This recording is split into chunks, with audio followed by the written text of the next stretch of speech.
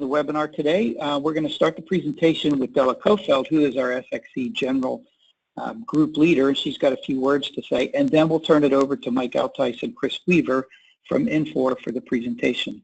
Take it away, Della. All righty. Thank you, everybody. I want to welcome you all to the second in a series of webinars focused around the WebUI and CloudSuite distribution. We had our first one, which was a demo. This one is focused on the technical aspects. So I'm sure that many of you have as many questions as I do about the technical side of life. So what we'll do is if we get overloaded with too many questions that we can answer, we will create a spreadsheet, we'll get answers to them, and we'll post them right here on the TUG site. There's a new group called WebUI CloudSuite Distribution. If you have not already joined, make sure to join this group. You'll be able to see the answers and the questions asked from the very first webinar, from this webinar, and from all the ones following. Also, if there was a question that you didn't think to ask at the time of the webinar, go ahead and post that as well. We are going to have webinars this month, and then we're going to skip October because Infor is putting on their town halls. And the town halls are important because they are platform specific. So then we will pick back up in November and December with more webinars focused on the WebUI. So welcome, and let's get started. Della, that's great. Thank you so much. And in fact, I've got a slide here at the end that will outline those town halls and the timing of them, the dates and things like that. So that way you can see it. And Gary, I appreciate the introduction. My name is Mike Altice. I'm the Infor CloudSuite Director. And I specifically work a ton with TUG. I am aligned with that vertical of distribution and a couple other pieces. So there's a bunch of CloudSuite directors within Infor globally, and I happen to be the one that works with your group. I've been working in the cloud world for almost 6 years. So I've seen the cloud world change dramatically, as you can imagine, during that time. And Della and Gary, I'm assuming you guys can see my slides, no problem? Yes, yep, sure can. No problem. Perfect. Okay, just wanted to double check. So what we're talking about today is really a few different options for everybody that's on the line out there. If you're a fax or an A+ or an SX.e customer, or even any of our other legacy systems that's on-prem, you've got some choices. And one of them is on the blue side here, where you can actually upgrade on-premise. And I'm going to get my little laser pointer here.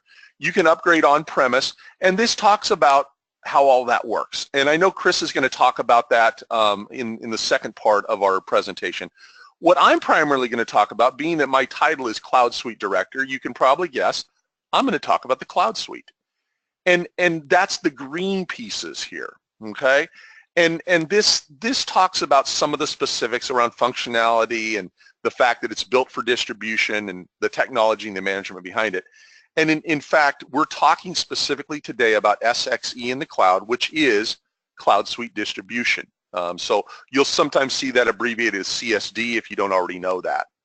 So let's talk a little bit about that platform and how all of that works. So we're all familiar with on-premise. We're all familiar with hosted, where you basically buy the perpetual software and then you have that in somebody else's data center. That's the whole hosted world. The Infor Cloud, and this is a true multi-tenant cloud that we offer with CloudSuite distribution. It is software as a service, also known as SaaS, where you only have to manage your data. You obviously own your data when it's in CloudSuite distribution. That's not true with every cloud provider out there, which was news to me. But even within your contract, it says that you own the data, and that if you need a copy of that, we will give that to you free of charge. Now, depending on formats, we might need to have some services help, but overall, that data is yours. We don't change it, we don't touch it other than backing it up. But the key to this whole thing is this gray area right here. All of this, we are actually giving you that on an annual contract, the application, the middleware, the operating system, and then all the server hardware, storage, you know, the core pieces are going to be handled with that annual subscription. And what that normally means when you start comparing the on-premise or the hosted and you buying the hardware and having to run the infrastructure and IT doing the patches and upgrades and everything like that, you've got all these pieces if you're on-premise or hosted. But when you do the true Infor Cloud, that subscription fee, if you look at the hard and the soft costs, it tends to be less. Now, that's not going to be always that way. Sometimes cloud will be more, and sometimes cloud is not right for every customer out there. But it's something to look at, something to consider, something to understand. And I love what Forrester says down at the bottom, basically saying IT budget, 72% of it is spent just keeping the lights on. And so that's an important piece to really understand. A lot of people want to know, well, hold it, how long has cloud been around at Infor? How many customers do you have? And this really answers that. The thing that I want to focus on that people don't always know is this piece right here. We have over 120 different audits by non-Infor employees that come in and audit our systems, our cloud systems annually. And what that basically is doing for you is that's reducing your risk. We follow the rules of cloud. One of them is the ISO 27001, which is an international way of saying that you're doing things right or you're doing things wrong. And so they go through all that with us on an annual basis. We do the SOC 1, the SOC 2, I mean, SSAE 16, all these things you might know or you might not. But they're important to understand that we're following the rules out there for cloud. It's not just Infor saying, hey, we're doing it the right way. A lot of people want to know, especially in distribution, why are we using Amazon Web Services? And I totally get that Amazon is a competitor of most of you. But Amazon Web Services is a totally different group, and they are by far the market leader. In fact, if you look at what Gartner says here, they're the overwhelming market leader in cloud infrastructure as a service, which is what we get from them. So we don't have our own data centers that we spent millions and millions of dollars on, and then we have to charge you a lot for that. Instead, we buy the infrastructure as a service from Amazon Web Services in order to provide all that. And they are known as second to none in the industry. In fact, if you look down here at the bottom, they have 5 times the computing power of all of the other contenders combined. And here's the other contenders that Gartner is talking about: Microsoft, Google, Rackspace. You look at NTT Communications, I'm very familiar with them, Oracle, all of these other ones, Amazon has 5 times more than they have combined. So that's one of the reasons we chose them. They're the best. The other reason we chose them is because they're global, and they've been a great partner of ours for going on 6 years now. Now, another thing that everybody wants to understand is what's included in that cloud suite. I showed you those 3 towers earlier and talked at a high level about the fact that you own the data and we're providing the application and the operating system, that type of thing. But this gets into the details a little more. We do all named user. Okay, so when our salespeople work with you, they're going to sell you, 50 users or whatever you need. And one of the reasons we do named users is because of the security standpoint. We know that Joe did that rather than counter sales terminal number 3.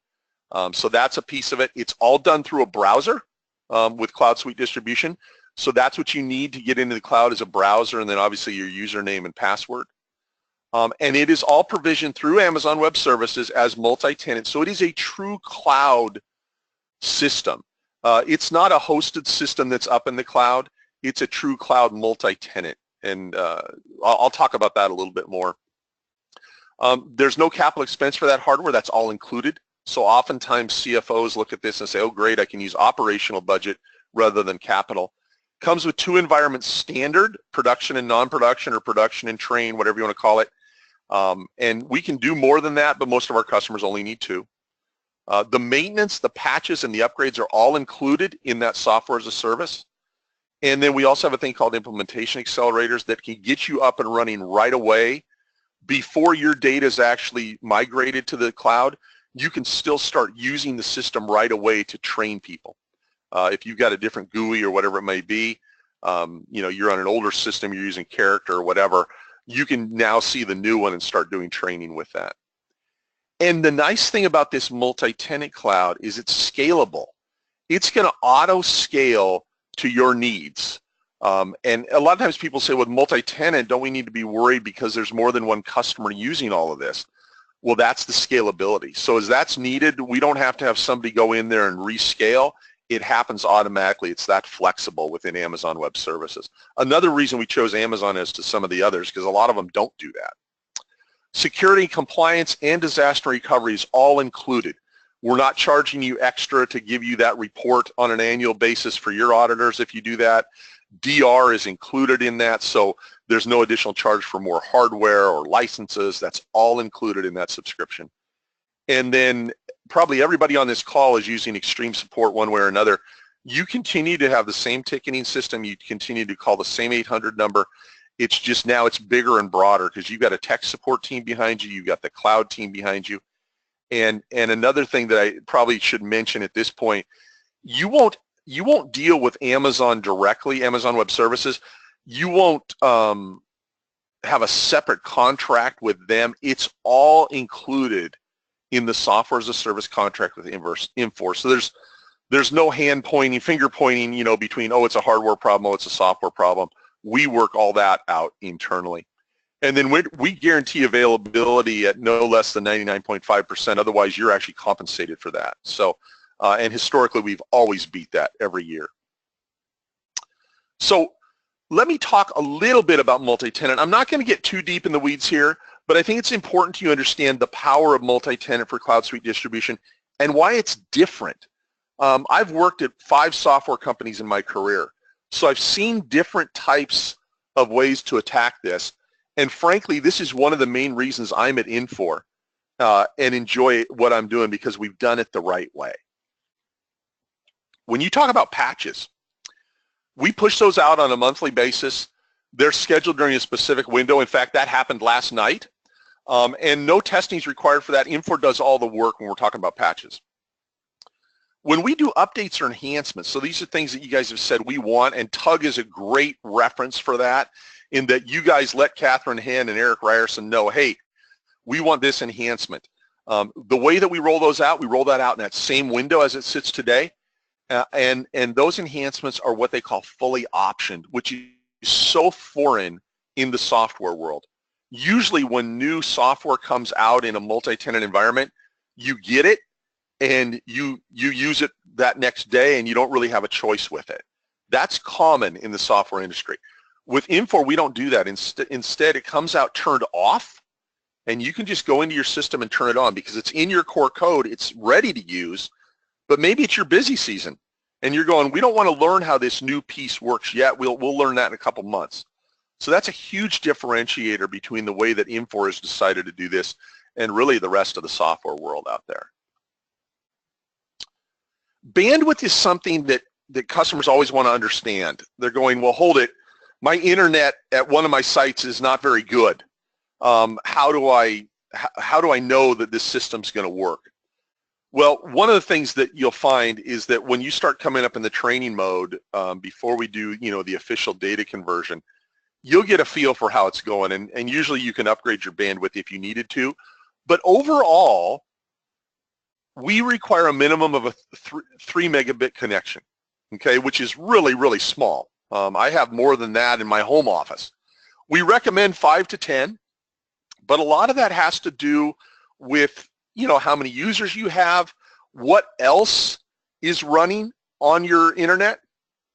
We had a customer we were working with that they had a ton of videos that they ran. They were customer facing. And so that actually loaded their connection down a lot. But I tell you, CloudSuite distribution does not use a ton of bandwidth. It's not what they call a chatty application. So we will always talk to you about this and help you understand what you need. But at a high level, here's the specifics of it.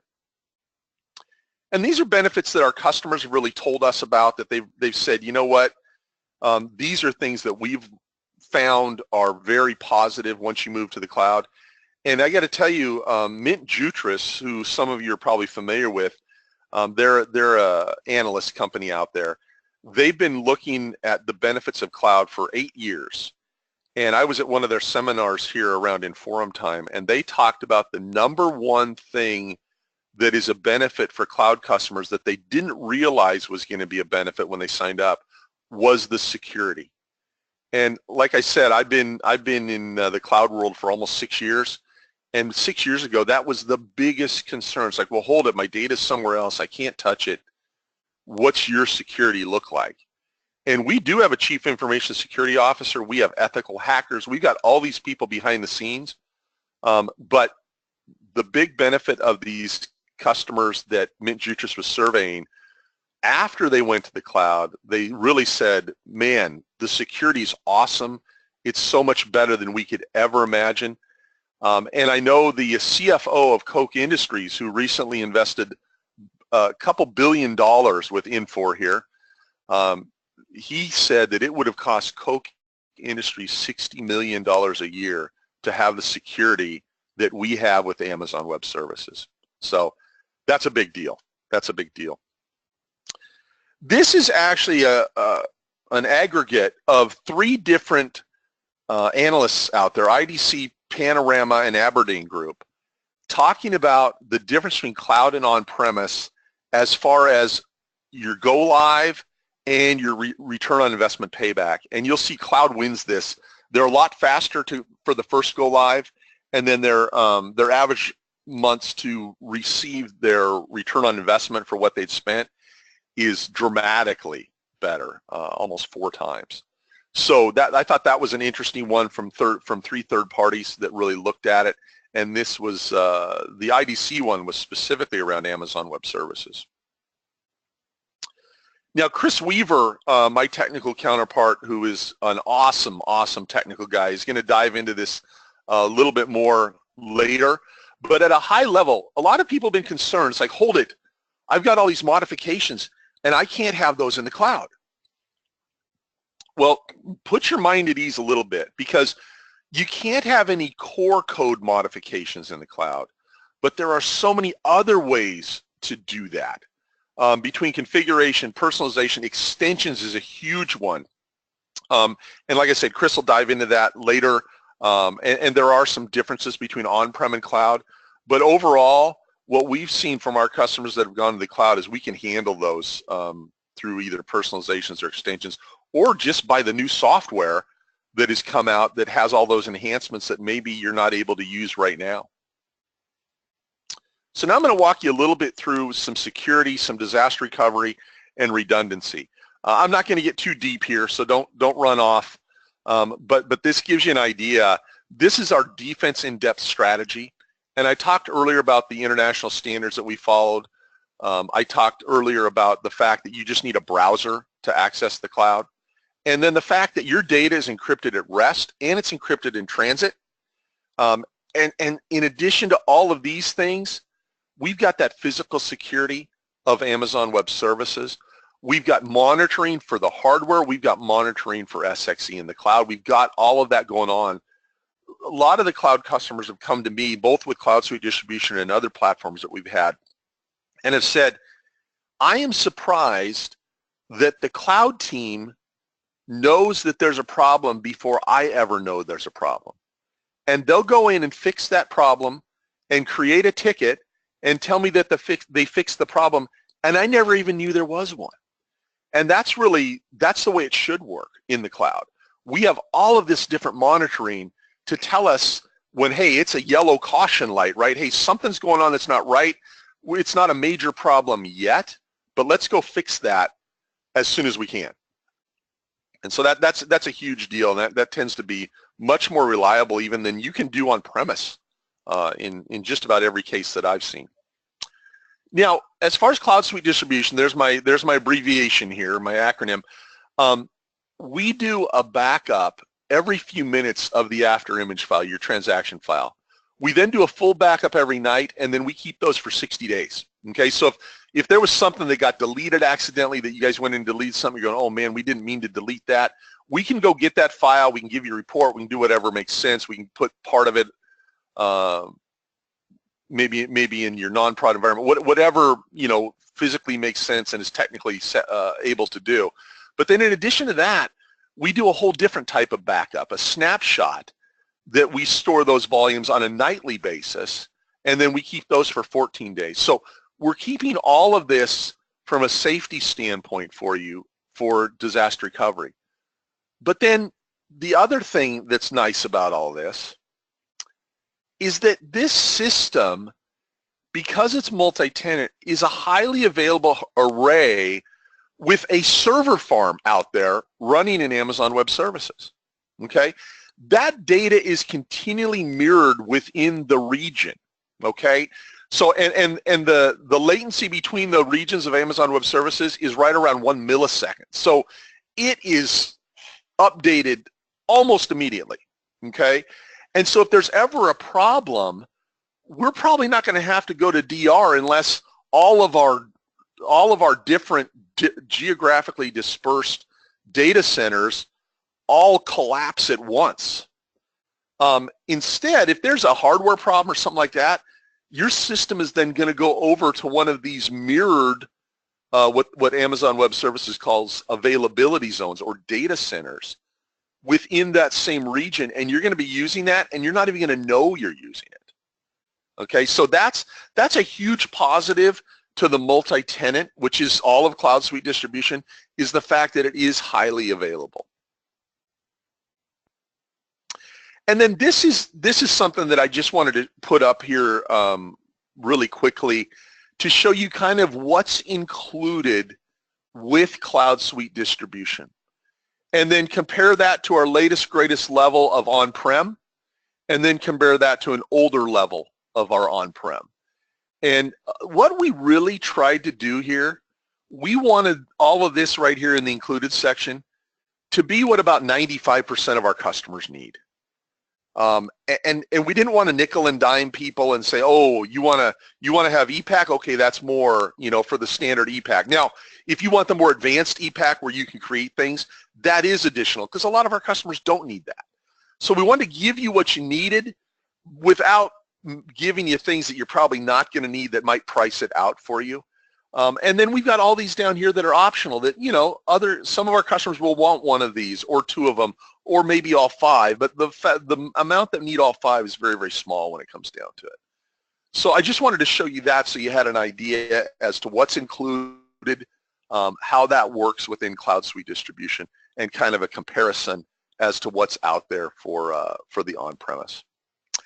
And then one thing I wanted to leave you with was what Della talked about up front, the different town halls that are coming up. So put this in your calendar. And you can be this is a WebEx obviously, so you can just register for those town hall meetings, and those are the dates and the times of the different ones. So we've got SX.e, Fax, A+, and then kind of all the other legacy ones, the SHIMs, the Inspire, Take Stock, DMAS, those type, Commerce at Work. So with that, I will actually turn it over to Chris Weaver and let him introduce himself and do the rest of the presentation around the on-prem side. All right, great. Thanks, Mike. Hopefully we all can see my screen. Yep. I'm Chris Weaver, Director of Software Development under the Distribution Products. Some of you might know me. I was actually a customer of Infor for quite a number of years and came over to this side a few years ago to just help with the, the development efforts, for SX.enterprise as well as CloudSuite distribution. Received many questions over the months about differences between an on-prem solution versus using CloudSuite distribution. So Mike spoke to the green side, that's the CloudSuite. I'm going to speak more to the solution on-prem as a requirements, what does the stack look like, servers and such, but then also just dive into what Mike mentioned about extensibility and what is available in both environments or both solutions and what's only available for an on-prem solution. So we talk about deployments and functionality. Everything listed here on the left-hand side is really for you to decide at the rate that you choose to update your versions. We release now on a monthly basis the same version that gets pushed to CloudSuite distribution. So Mike mentioned last night we loaded in production 11.08, again with all new feature functionality optioned off. We have that same today, that same version. We're versionless as far as cloud and on-prem. It's the exact same code. You're able to take that and update your environments as well as an on-prem. So you can mirror our deployment strategy and our deployment cadence with what we do in cloud. Again, though, it's up to you. Do it every month. You could choose to do it every third month. Just like we do in cloud, we version everything off or option everything off.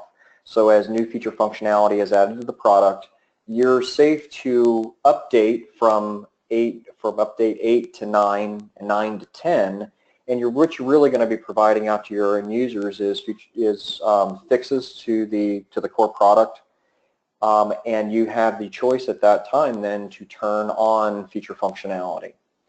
It's all driven through AO options, user security, and so forth. So we kind of talk about our ecosystem here. This looks a lot different than what it did when we were talking character and graphical. Now that we're web-based, we support a magnitude of different technologies.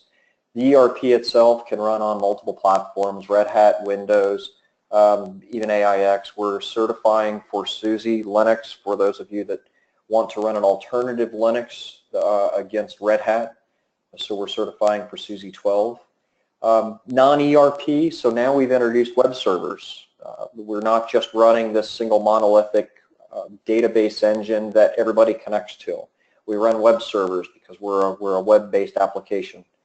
Because we have the ability to serve web content, we support load balancing.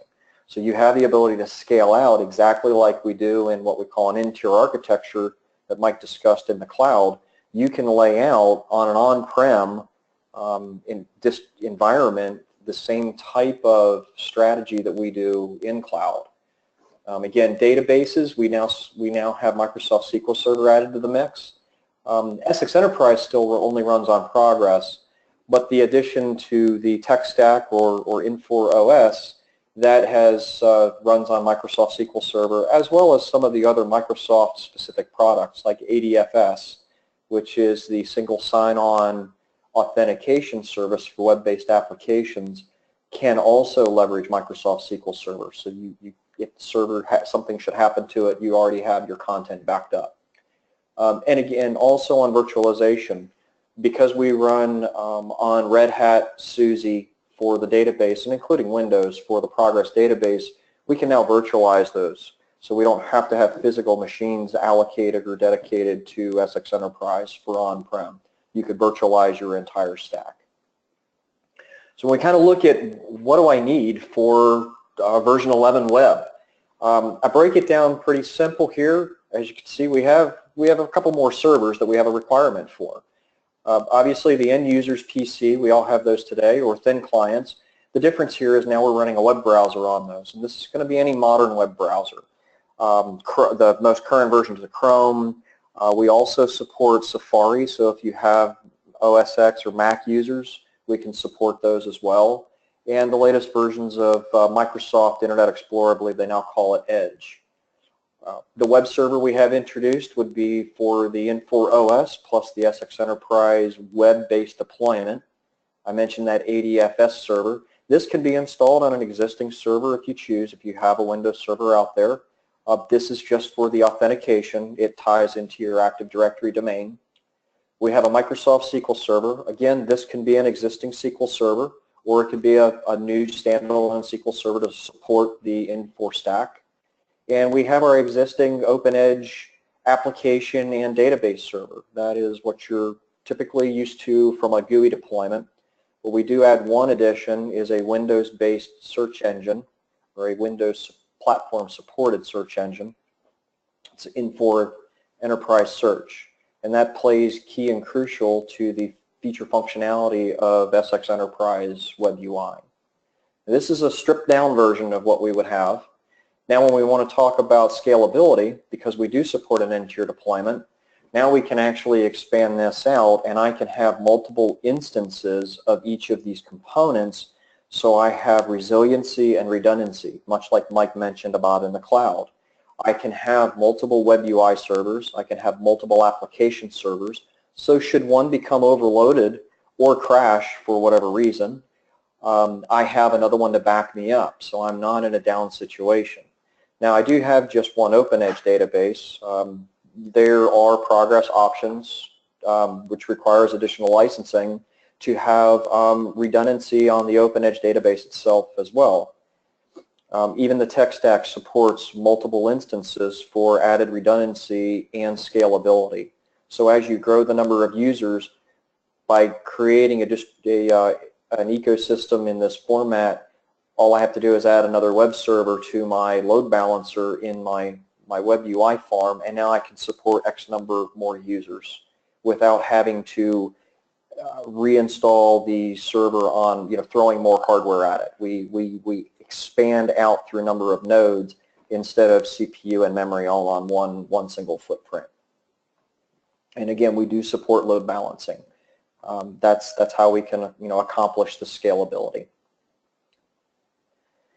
When we talk, I'm going to take a little bit of a change and go into some customization here because we want to talk about extensibility.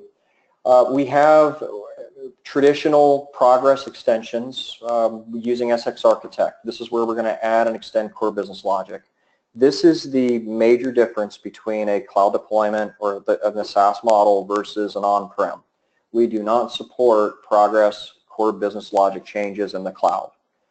So SX Architect, any of the Z99s that you might use, any of the custom progress reports that you've created, those are not supported in the cloud. Now for reporting, we have other reporting tools that you can create and extend and design in whichever way you see fit and accomplish what you've done with progress code. But we don't support progress extensions in the cloud.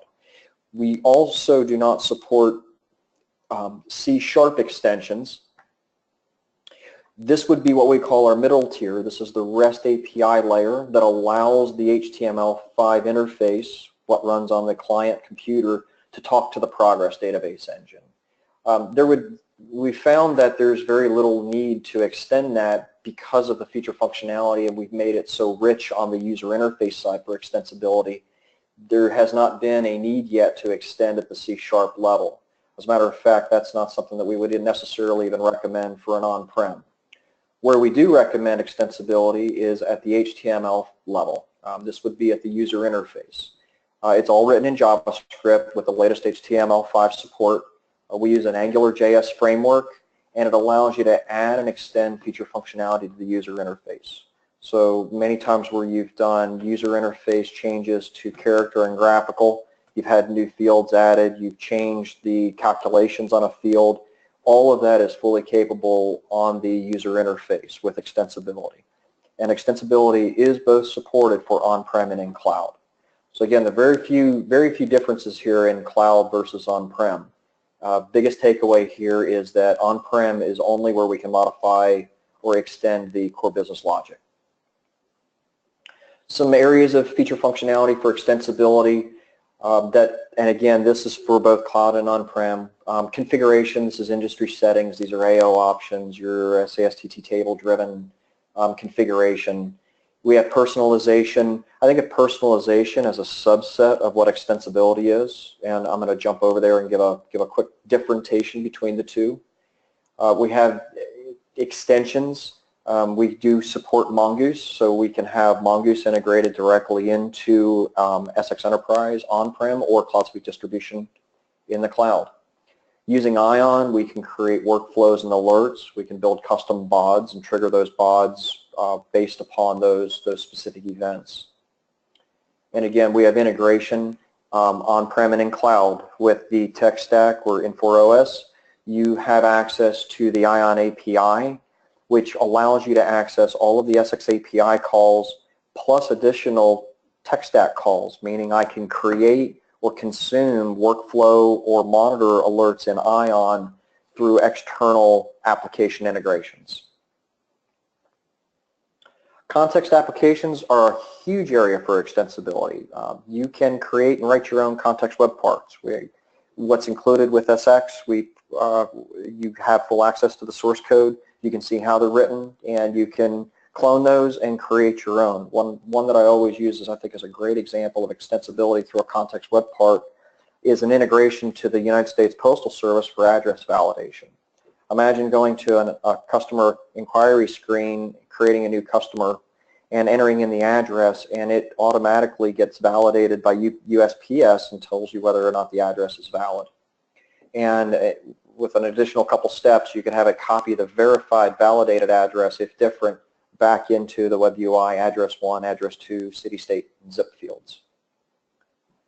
So just a little example. It's kind of an old screenshot, but some of how the feature functionality of our context web parts exist. They look like they are fully baked into the main application, but they do run as their own separate web applications. And just to give you an idea, you can create even data mashups where I can have data coming from multiple data sources, let's say my business intelligence repository, maybe even a third-party vendor integration that has REST-based or SOAP-based integrations, and possibly even some type of progress call or API call that reaches back into the progress database. I can put all this information on one screen. I don't necessarily need to have 3 separate web parts. And we've talked about what ION is a lot over the years, but just to give a simple sense on creating a workflow in ION and how we can consume that, I consider this extensibility. I'm extending the feature functionality. So instead of relying on Event Manager, now I can use ION to treat the events that I would just normally get as an email. I can take action on that, and I have an audit trail instead of, again, just an email. So here we have a purchase order that's created and comes in over $5,000. I notify the buyer's manager, and if the buyer's manager approves it, it goes up to the top branch, and we have another question: is the PO over $15,000? If it is, that requires a C-level approval. If it's not, we can kind of trace this through, and notification is sent that the purchase order was approved.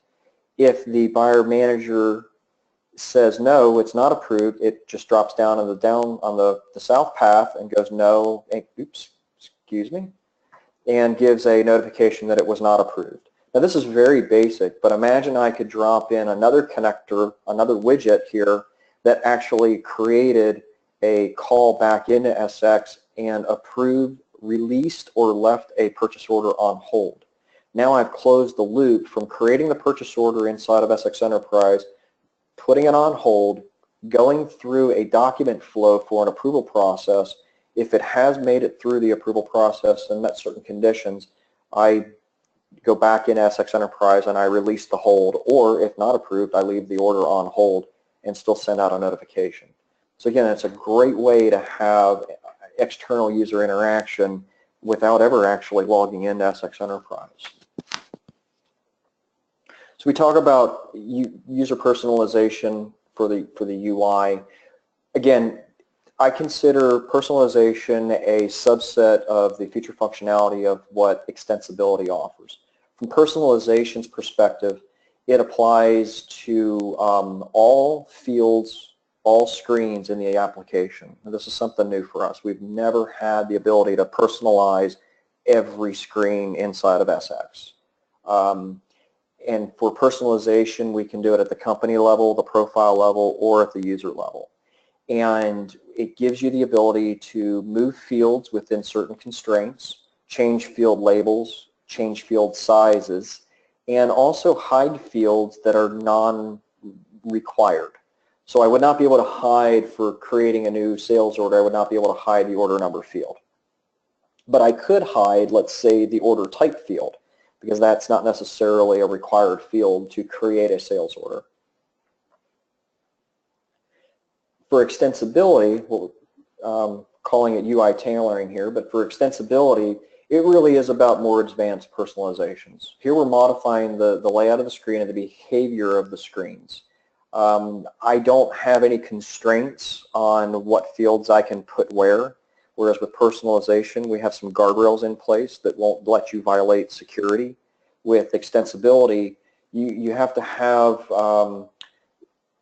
more of a business analyst advisory on this and use developers to help with the extensibility. Now, that doesn't mean that you have to be a full-fledged developer to extend the screens. It's not really what I'm getting at. But you do have to consider the ramifications of putting fields in certain places because it could violate security. So we have the ability to create new screens. I can edit widgets. I consider any box, any checkbox, things like that, widgets. We can modify the data binding. Now here's where we do kind of cross that line, and I need to understand JavaScript a little bit. And we can create conditions for conditional viewing. So in this case, I'm setting this field as a read-only condition if this evaluates to true. Whereas I would, in other systems, I might just have a checkbox, set it true or untrue or false, based upon just a static flag. Here we give data-driven functionality to control, is it required, is it read-only, even disabling the field. So again, back to what we talk about, an on-prem only feature functionality. This is where we're going to extend the business logic. You want to change the way the pricing algorithms work. That's not something that you're going to be able to do in cloud. That is an on-prem only feature, and we accomplish this as we always have using SX Architect. And again, Architect is a separately licensed tool that's supported through services. So to jump into the application, to give a good sense and difference of what extensibility versus personalization is, we'll jump in and notice that I'm in our CloudSuite distribution product, and I do this just to show that whatever we can do in cloud is most definitely possible on-prem. So I'm going to go into account inquiry, or customer setup rather, and I'm going to find a customer that I actually know exists. Oh, this is always embarrassing. Sorry, I'm a little click happy here. Okay, great. We got a customer. So I'll first personalize this screen. Now it's going to ask me, do I want to personalize it user, profile, or company? I'll do company. And if you notice, I see kind of the same layout here. So what we've done is build a WYSIWYG editor. And as a matter of fact, the developers that work on the SX.enterprise product or CSD product use this same tool set. This is, again, personalization is kind of stripped down for extensibility, but their screens for the design tools look exactly like this. So again, now I'm in a WYSIWYG and I'm looking at the customer setup screen. If I flip back over here, it truly does look the same. And I can drag and drop now, move fields around. Let's say that I don't like the name lookup name. I would like to have that just say name. And maybe I want it large because I want the names to be a little larger.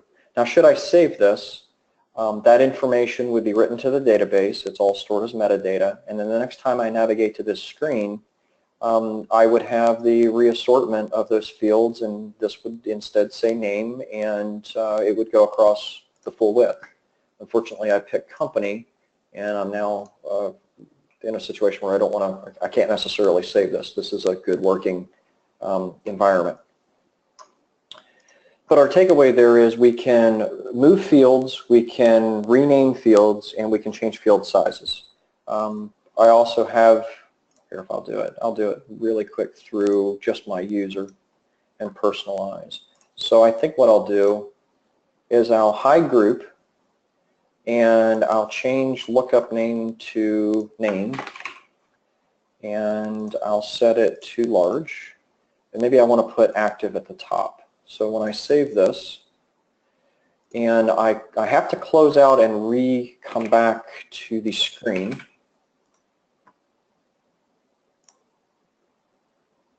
Now I can see that it says name, checkbox up at the top is active, and the group by field is no longer there.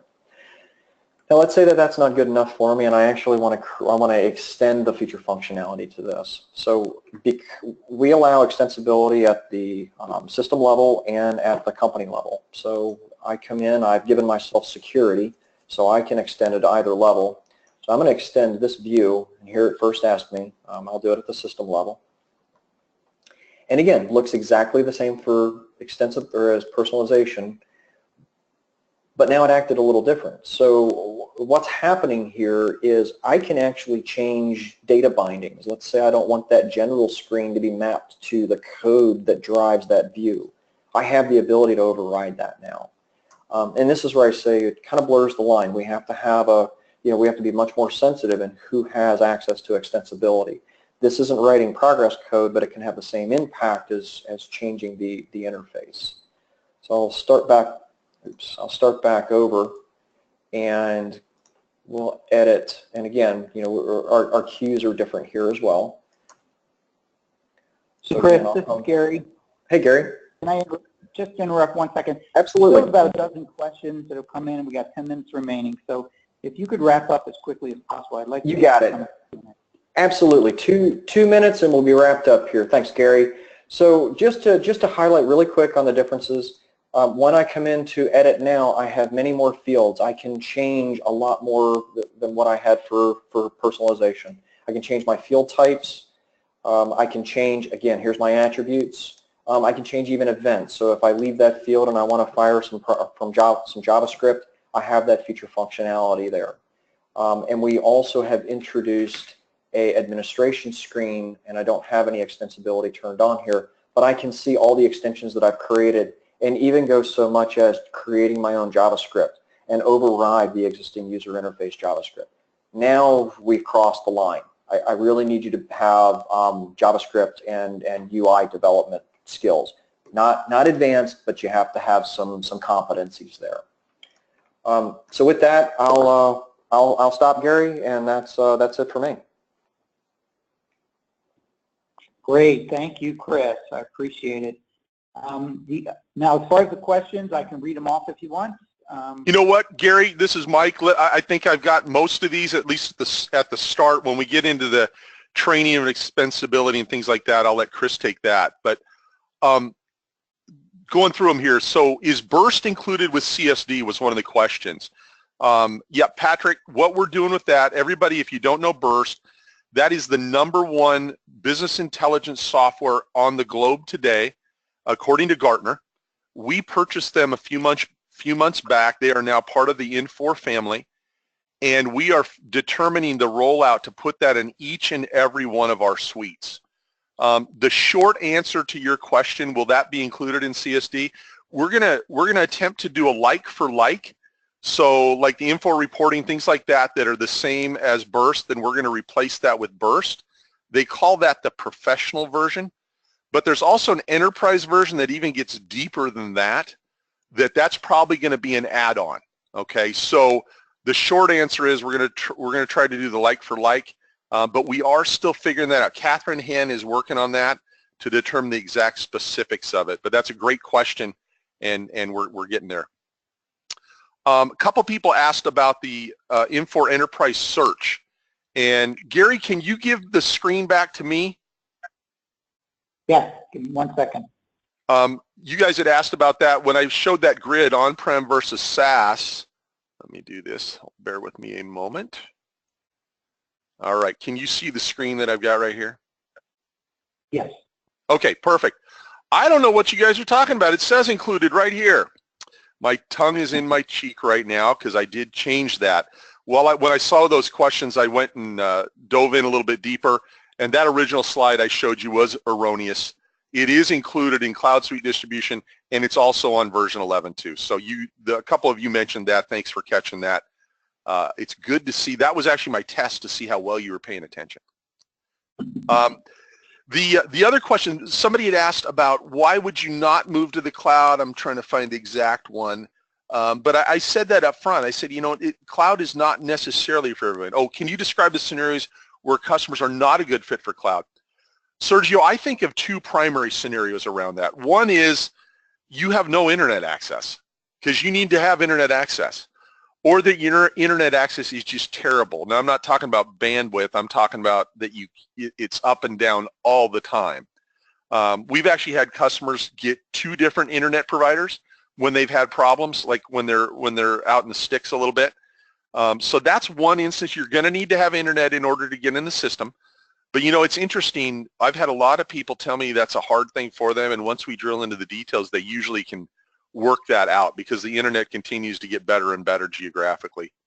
And then the other scenario that might not make sense is if you just spent a ton of money on new server hardware and you can't repurpose that. Now, I know oftentimes you can repurpose that for something else, but if you just spent, I'm going to throw a number out, $100,000 for new hardware to run SX.e on-prem, and you did that 6 months ago, yeah, you might want to wait till that lease is up or till you've got your investment out of that. Those are the only two scenarios I've really seen, in the past really 6 years of doing this. And then I had a question in there about data retention. What is the length of time for data retention in case we have an audit?